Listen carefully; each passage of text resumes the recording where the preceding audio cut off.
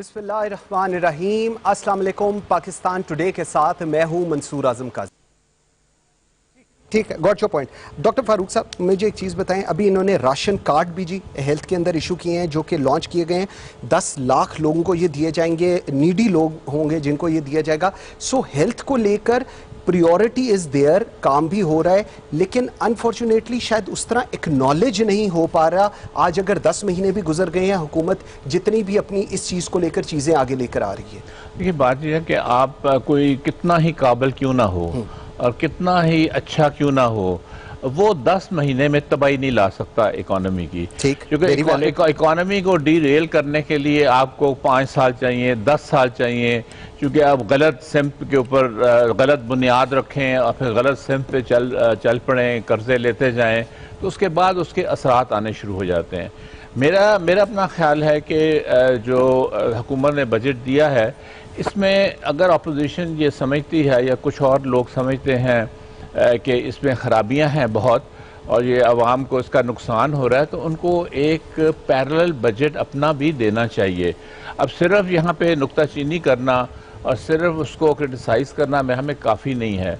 काफ़ी ये है कि आप अपने प्रपोजल दें, जो कि एक्चुअली पार्लियामेंट में यही होना चाहिए, बजाय शोर शराबे के और डिस्टर्बेंस करने के, कि आप अपना नुक्ता नज़र बताएं और अपना बताएं कि जी ये हुकूमत की पॉलिसी है, हमारे ख्याल में ये पॉलिसी होनी चाहिए, और वो डिटेल में तफसील के साथ वो अपनी पॉलिसी बताएं, तो फिर कोई बात बनेगी।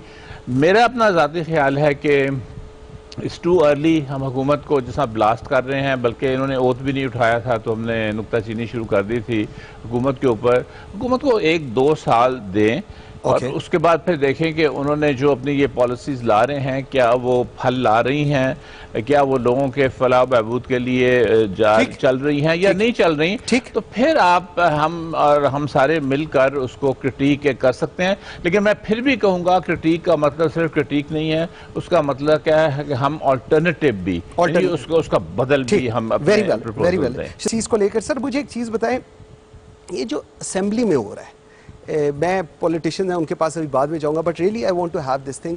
ये हमारे लिए ठीक है। मैं अक्सर कहता हूँ, कल परसों मैं टीवी देख रहा था, वो पीटीवी पार्लियामेंट लगा हुआ था जिसके थ्रू तमाम प्राइवेट चैनल्स अपने वो लाइव कवरेज दे रहे होते हैं। मेरा बेटा भी मेरे साथ बैठा हुआ था और वो मुझे कह रहा था कि बाबा आप क्या देख रहे हैं। वो कोई 1 घंटे बाद जब वापस आया तो फिर वैसा ही चल रहा था। कहता बाबा ये सारा दिन लड़ते रहते हैं, फिर पाकिस्तान का कौन सोचेगा। ये एक सवाल था जो मेरे 7 साल के बेटे ने मेरे से किया। क्या कहेंगे इस पर आप? देखिए, अगर आप ज़रा आर्काइव्स में चले जाएं, कौमी असम्बली की भी और प्रोविंशियल ये हमारे जो करीब ही है पंजाब असम्बली की भी, और वहाँ के उस ज़माने के जो लीडर्स थे उनकी सिर्फ आप तकरारीर जो हैं वो पढ़ लीजिए और आपको पता चल जाएगा कि स्टैंडर्ड आसमान कहाँ और ज़मीन कहाँ। पहले तो ये उनका जो आर्गूमेंट का तरीका, उनका बात करने का सलीका, उनका एक मिशन, वो सारी चीज़। उसके बाद अगर इसको आप देखें तो ये तो बिल्कुल ही एक तो वैसे भी बहुत ही लो तरीके से बात की जाती है, कोई आर्गूमेंट्स तो उसमें है नहीं है। असल बात यह है कि ये लोगों के नुमाइंदे हैं और पाकिस्तान के लोगों की नुमाइंदगी वहाँ पे कर रहे होते हैं, और इनको जो कौमी मसले हैं, जो कौमी इश्यूज हैं, उसके ऊपर डिस्कशन करनी चाहिए, पॉइंट स्कोरिंग नहीं करनी चाहिए। वहाँ पे इस तरह पॉइंट स्कोरिंग हो रही होती है जिस तरह के बाहर कोई जलसे में भी असूलन नहीं होनी चाहिए, लेकिन जिस तरह बाहर सड़कों के ऊपर एक दूसरे के ऊपर आवाज़ें कसना और बिल्कुल वो एक मंजर पेश करता है, जैसे आपने बच्चे की भी बात की।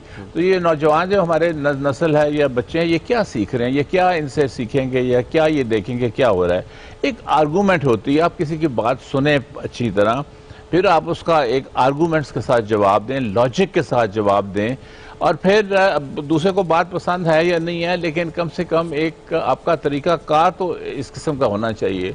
और वो फिर मैं वापस जाऊंगा कि वो जो तकरीरें जिनकी मैंने बात की, अगर आप 50s को देख लें, इवन अयूब खान के ज़माने में एक अपोजिशन होती थी, 4 मेंबर उसके टोटल, उसके लोग वो भी ईस्ट पाकिस्तान से 3 होते थे। उनका ज़रा कैलिबर और स्टैंडर्ड आप देखिए तो इंसान हैरान रह जाता है। बिल्कुल ठीक कि वो किस किस्म की बातें करते थे, किस किस्म की आर्गूमेंट्स करते थे और यहाँ पे क्या हो रहा है। मेरा ख्याल है कि ये इसको सोचने की ज़रूरत है, दोनों को, हुकूमत को भी और अपोजिशन को भी, कि हम ये क्या तमाशा कर रहे हैं। और यहाँ का साहब मैं एक बात कहूँगा, जो खैर आपने वो सवाल तो नहीं पूछा कि ये फिर सवाल, लेकिन हम लोग सवाल ये पूछेंगे कि फिर इसका एंड क्या होगा। एग्जैक्टली ये मेरा अगर ये फेलियर होता है इसका रिप्रेजेंटेटिव बॉडीज का, तो वो फिर सही नहीं होगा जो इसका एंड है और इसका कंक्लूजन।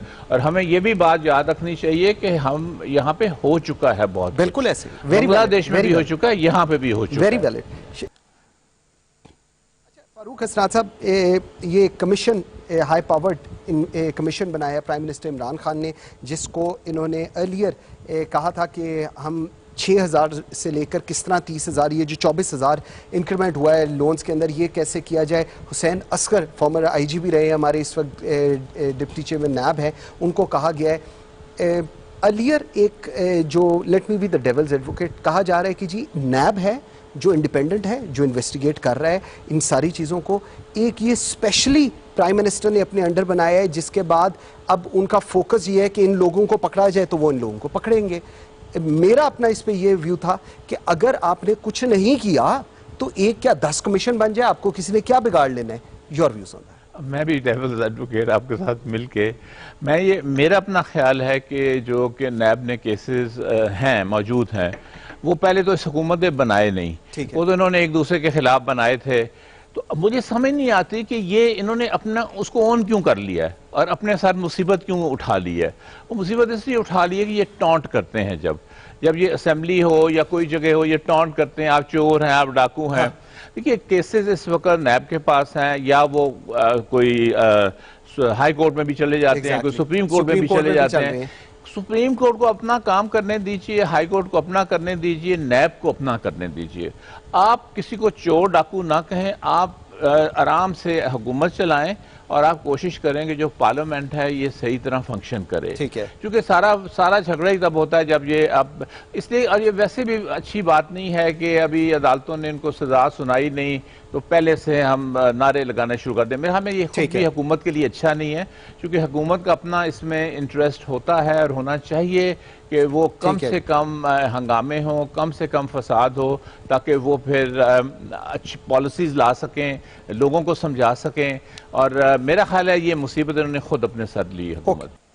ठीक हो गया। डॉक्टर साहब थोड़ा सा आगे इसको, if you want to comment on that जी प्लीज। डॉक्टर साहब ने बात की, उन्होंने तो बात बिल्कुल सही की है कि बड़ी मुश्किल से एक प्रोसेस के जरिए ये आया है वन, लेकिन ये सिस्टम आया, लेकिन ये एक एनवायरनमेंट में काम करता है। और वो एनवायरनमेंट ये है कि आप 50% इलिटरेट पॉपुलेशन के साथ इलेक्ट्रल पॉलिटिक्स नहीं चला सकते। ठीक है, नो वे। आपके जब इकोनॉमिक इतनी डिस्पैरिटी है जमीन आसमान की, उसके साथ आप ये सिस्टम नहीं चला सकते।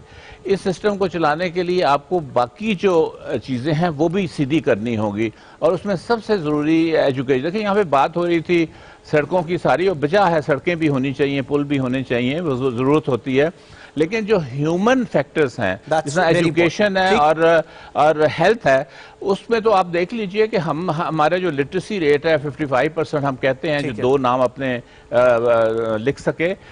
दुनिया में हम इतने पीछे रह गए हैं, जो हमारे हमसायों को छोड़ के जो मिडल ईस्ट में देख लें, फार ईस्ट में देख लें, वो 90% पे उनका लिटरेसी रेट गया हुआ है।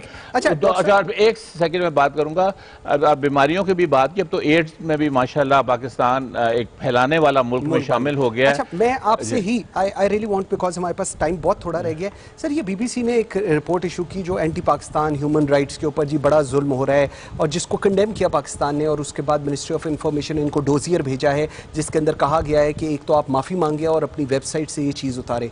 इसी तरह की सेम चीज़ हम देखते हैं वॉइस ऑफ अमेरिका की तरफ से भी आती है। सर ये किस तरह का माइंडसेट है जो एंटी पाकिस्तान चल रहा है, और हम लोग शायद हम अपनी पॉलिटिक्स में पड़े हुए हैं?